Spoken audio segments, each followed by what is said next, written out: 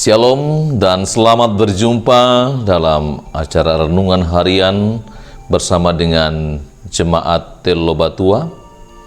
Sebelum kita mendengarkan firman Tuhan dan merenungkannya, mari berdoa. Kami bersyukur kepadamu Tuhan di hari yang baru, hari anugerah Tuhan. Kami mau memulai aktivitas kami hari ini dengan melandasinya dengan mendengar firman Tuhan. Kiranya Tuhan memberkati. Mohon ampun atas dosa kami dan berfirmanlah Tuhan, kami telah siap mendengar. Di dalam nama Tuhan Yesus Kristus kami berdoa. Amin. Bacaan kita hari ini saya pilih dari Kejadian pasal 9 ayat 12 sampai 17 berbunyi. Dan Allah berfirman, inilah tanda perjanjian yang kuadakan antara aku dan kamu serta segala makhluk yang hidup yang bersama-sama dengan kamu turun-temurun untuk selama-lamanya. Busurku kutaruh di awan, supaya itu menjadi tanda perjanjian antara aku dan bumi. Apabila kemudian kudatangkan awan di atas bumi dan busur itu tampak di awan, maka aku akan mengingat perjanjianku yang telah ada antara aku dan kamu serta segala makhluk yang hidup, segala yang bernyawa, sehingga segenap air tidak lagi menjadi air bah untuk memusnahkan segala yang hidup. Jika busur itu ada di awan, maka aku akan melihatnya, sehingga aku mengingat perjanjianku yang kekal antara Allah dan segala makhluk yang hidup, segala makhluk yang ada di bumi. Berfirmanlah Allah kepada Nuh, inilah tanda perjanjian yang kuadakan antara aku dan segala makhluk yang ada di bumi. Amin, demikian firman Tuhan. Saudara-saudara yang dikasihi Tuhan, bacaan kita hari ini kemudian diberi judul atau tema pelangi. Pelangi sebagai tanda perjanjian Allah kepada Nuh dan segala makhluk. Tanda perjanjian Allah terhadap bumi. Apa yang terjadi sebelum perjanjian ini? Perjanjian ini diberikan kepada Nuh ketika mereka telah diselamatkan dengan cara berada di dalam bahtera. Bahtera yang dibuat oleh Nuh. Bahtera yang disampaikan kepada Nuh pembuatannya itu ketika Nuh berada pada usia 480 tahun. Dan nanti pada usia yang ke-600 Nuh berada dalam bahtera itu. Waktu yang cukup lama, 120 tahun.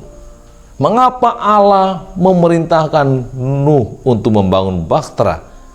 Karena Allah menyesal karena kejahatan manusia pada zaman itu. Karena itu Allah ingin menghukum, membinasakan orang-orang jahat. Ada waktu 120 tahun. Nuh mengerjakan bahtera sambil mengingatkan orang untuk bertobat, tetapi orang tidak mau bertobat. Justru mereka mentertawakan Nuh, menganggapnya gila. Bahkan ketika anak-anaknya lahir bertumbuh dewasa juga meragukan, ini papa kami sudah gila. Masa ada orang membangun bahtera yang besar panjangnya sampai 300 hasta di atas gunung. Tapi Nuh terus mengerjakan sampai pada hari Tuhan datang itu. Allah akhirnya memerintahkan Nuh bersama dengan istri dan anak-anaknya dan binatang-binatang sepasang untuk berada dalam bahtera itu. Dan Allah mendatangkan hujan, kemudian air menutupi bumi sampai mereka boleh keluar. Orang-orang jahat habis. Saudara-saudara yang dikasihi Tuhan, setelah itu Allah memberi tanda perjanjian dengan pelangi yang indah sekali. Merah, kuning, hijau, ungu di langit yang biru. Tanda itu sekaligus mengingatkan bahwa Allah tidak akan lagi menghukum dunia ini, makhluk ini dengan air bah. Di balik janji Allah itu, ya juga mengingatkan Nuh dan kita bahwa Allah itu bisa murka. Allah bisa menghukum jikalau manusia sudah jahat dan tidak mau bertobat. Ia berkuasa untuk menghukum manusia yang berdosa. Karena itu pelangi sebagai peringatan tentang perjanjian Tuhan terhadap Nuh. Itu bahwa Tuhan bisa melakukan apa yang ia kehendaki, tapi ia tidak akan memusnahkan lagi manusia di bumi ini dengan air bah. Allah menyatakan cinta kasih-Nya kepada manusia, kepada Nuh, dan Nuh mulai hidup baru, mengusahakan kebun anggur dan berkarya. Saudara-saudara yang dikasihi Tuhan, sebagai orang yang percaya, kita juga menerima janji itu. Ketika kita melihat pelangi yang sering dinyanyikan orang itu, siapakah penciptanya? Alangkah indah sekali. Kita harus ingat di situ memang Tuhan tidak akan menghukum dengan air bah lagi. Tapi di balik itu ada peristiwa penghukuman Allah karena kejahatan manusia. Karena itu di balik bencana ada janji Allah yang indah. Seperti janji Allah kepada Nuh, tidak akan ada lagi penghukuman lewat air bah untuk menghabiskan semua manusia.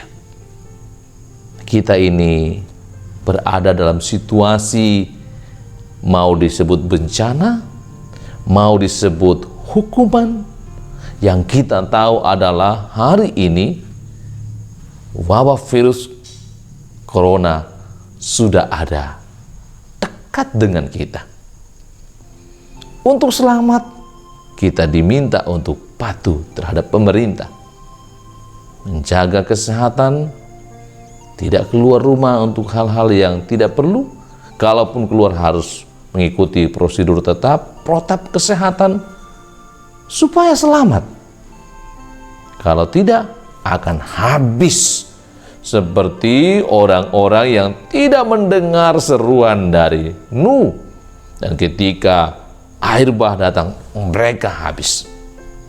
Mari saudara-saudara, Bapak Ibu yang dikasihi Tuhan, Tuhan sudah memberi janjinya. Ia ingin kita itu mengikutinya. Kita merespon janji Allah itu dengan bertanggung jawab, supaya menjadi makhluk-makhluknya yang dapat menikmati ciptaan Tuhan. Terakhir, saudara-saudara, perhatikan, di tengah wabah atau bencana saat ini, bumi seolah-olah menyehatkan dirinya.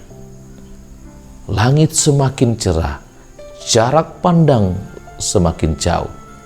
Kebanyakan orang mulai memelihara pola hidup yang sehat dan juga keluar untuk hal-hal yang penting, tidak seperti masa-masa yang lalu. Nah, barang siapa yang mengindahkan janji Tuhan, di balik bencana ada janji Tuhan yang indah itu, ia akan menikmati hidup yang lebih baik. Allah telah berjanji, kitalah yang akan setia mengingat janji itu untuk sampai kepada apa yang Dia katakan. Semoga kita diberkati selalu dan dilindungi Tuhan, menjadikan hari-hari hidup kita untuk terus memandang janji Allah yang Ia sudah nyatakan kepada Nuh, juga kepada kita. Mari sekali lagi bersama-sama mensyukuri kasih Allah yang begitu besar untuk menjadikan kita semangat, kuat menjalani hidup yang Ia anugerahkan bagi kita. Tetaplah percaya dan yakin akan janji Tuhan di dalam Yesus Kristus. Amin. Mari berdoa. Tuhan, kami bersyukur atas kasih Tuhan bagi dunia. Janji-Mu kepada Nuh tidak akan membinasakan lagi bumi dengan air bah.